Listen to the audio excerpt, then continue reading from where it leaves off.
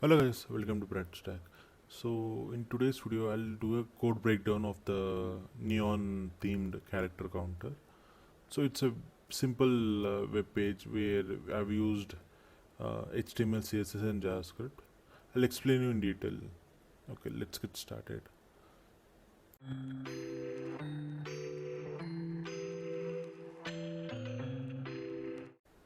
So this is the code. As you know, HTML file contains like HTML style. Style is used for CSS styling and all, and body to define the body part of the HTML web page. Then script is used to use any JavaScript and other things. This is the basic HTML structure. So let me start with HTML. So in body part, I have defined a div and a text area. So div, I've defined ID. ID is like identification to the particular element. Class is used for styling. So this will be unique as much as possible. Class can be repeated for multiple elements. It's up to the developer. ID, they'll try to keep it as unique as possible, and most of probably it won't get repeated. Very rare chances, but I don't know if someone repeats, because or else if someone repeats, no, the basic ID feature, there won't be any use of the ID one. The next is text area. Text area, I've defined ID again. Then placeholder. Placeholder is like prompting the user, they enter this kind of content only, like start typing. So I'm just prompting the user, you can start typing. That's the thing. And next I'll go with the CSS styling for each one. So let me start with the CSS styling. So for body, I've defined a font family. Font family, like various kind of font family as there, sans serif, and few more are there, Helvetica and all.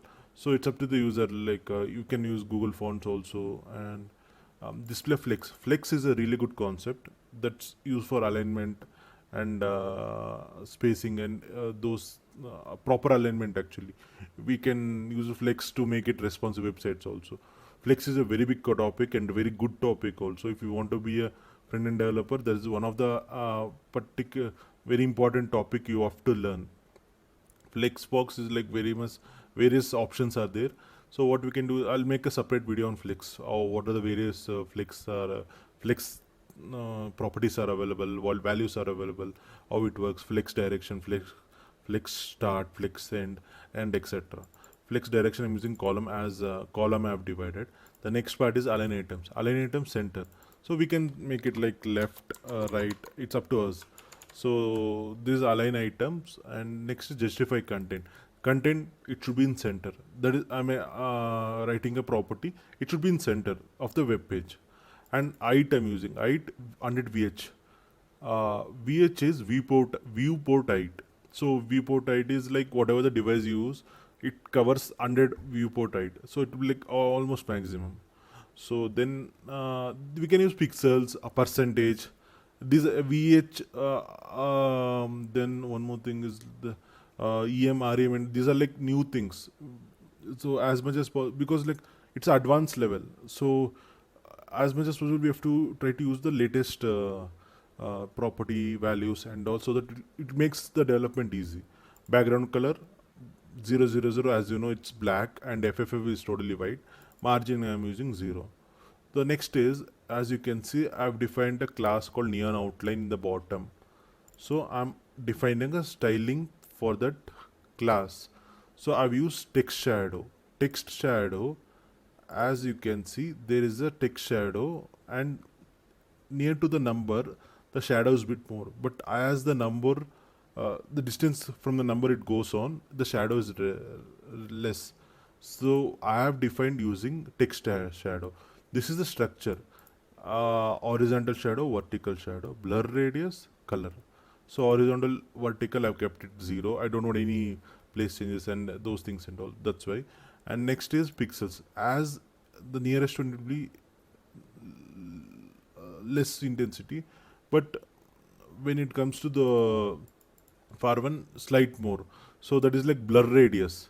So blur radius to the nearest value, it will be less. So that I'm creating a sense like near the values, and some spread like effect. So I'm spreading the box shadow. So that I've created using multiple values of this one. We can define one more value, and that can make still more spread of the text shadow. And font size 2 em. Em is like uh, element element font size should be the towards the element, I mean size of the elements, and rem is like root element. So it's like we can use pixels also, pt, various kinds of values are there. uh, s- then margin bottom I have 20 pixels. Here you can see I have a margin bottom. So between the text and the div, I've kept a small space. That is, I've defined it using 20 pixels. The next is text area. Text area, I'm defining styling over here. Width is 300 pixels, height is 150 pixels, border is dotted. I can make it solid. So if I make it solid, if you see earlier it was like dotted. Now I'll just refresh the page. It became smooth, so it's solid. If I make it double, I'll refresh. Two lines are there. It's very small. Okay, two lines are there. So this is how we define it. So border we can define it, and pixels like strength of the border, width of the border. If I make it 10 pixels, that won't look good for sure. This ruins the design actually. Let's make it 1 pixels. Okay, then by background color it should be black only, and color is font color here. So most sometimes we get confused. We tend to type font hyphen color. No, color is like font color. Just fix it in your mind. That's a very important thing, because like font color will be keep on changing for many text. Then the padding is 10 pixels. Next is font size is 1 em. Then border radius is 5 pixels. Border radius, if I change the border radius to 45 pixels, I've not refreshed the page yet. You can see there is small curve. I did 45 and refresh the page. There is a big curve. So the corners we can define it. The border should be so much curve. That is what I'm defining using border radius. The next part will come box shadow. This is the box shadow syntax. Horizontal offset, vertical offset, spread, blur, spread, color. So horizontal, vertical offset 0, blur 0.2 rem, then color. Color in the sense is like, I'll make this normal previous to one. Okay, see. Near to the div, it's like intensity is more, and blur is 0.2 rem, then 2, then 0.8, then 2.8, then 1.3. What I'm doing is I'm slightly increasing the intensity so that it will create like, as far the this goes, the intensity reduce. So the color looks good. I've spreaded the color. That is what I have done. If I change this color, no, if I make it red, see what happens. You can see a small piece of red color is added instead of white. So near to the element, I've kept it white. If I make it any other color, okay. If I make it, I'll make this green. This color, it became green. Oh, and one more thing is this inset. Inset is like type of box shadow it should apply. Inset, initial, inset means inner part it will apply. And if you don't mention inset, outer part it will apply. So this is useful actually. I defined inset, that's why inside let it be same color, so that if you see inside also that neon effect is there.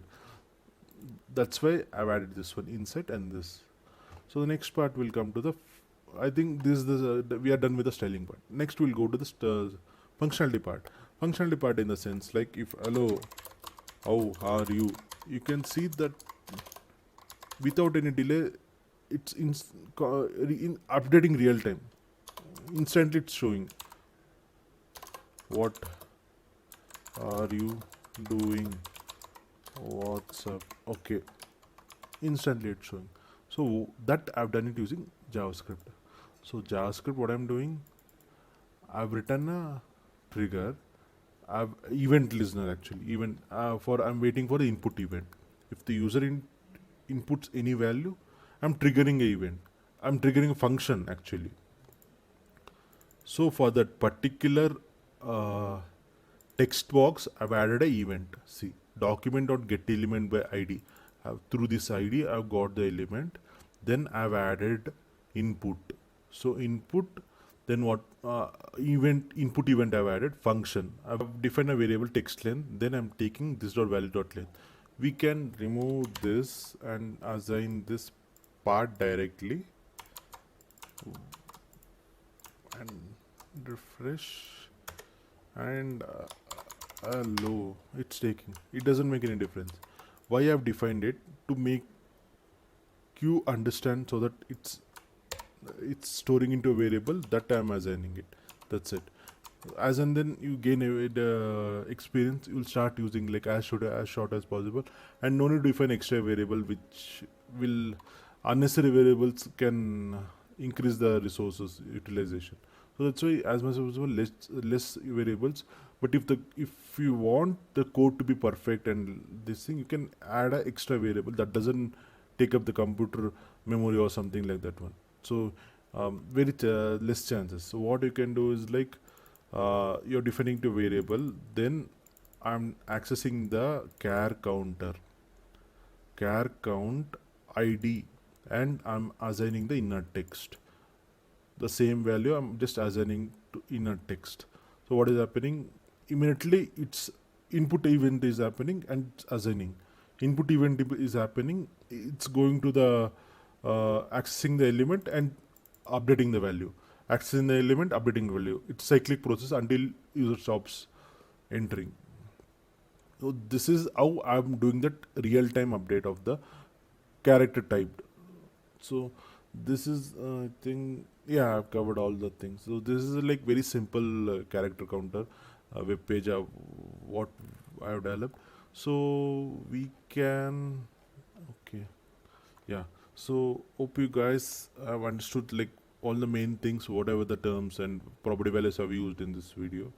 So if you have any doubts, just comment down below. We will assist you and we will explain you actually. So like if any doubts, drop a comment below. We will help you out. So thanks for watching, guys. Follow and subscribe to our channel. And follow us on Instagram also, and we have a Twitter handle also. Thank you so much, guys, for watching.